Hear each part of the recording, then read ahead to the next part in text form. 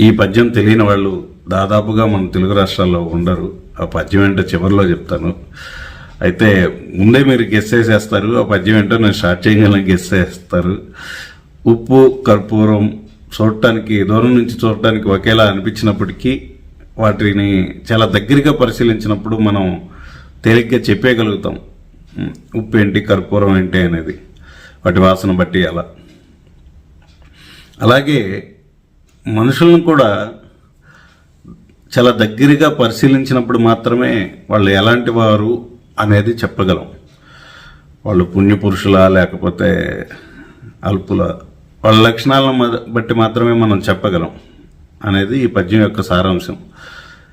ఉప్పు కర్పూరంబు నొక్క పోలిక నుండు చూడ చూడ రుచుల జాడవేరు, పురుషులందు పుణ్య పురుషులు వేరయ్యా, విశ్వదాభిరామో వినురవేమ.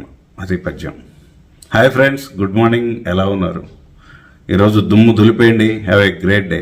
అలాగే మన ఛానల్ని సబ్స్క్రైబ్ చేసుకోవడం మర్చిపోకండి. Thanks for watching.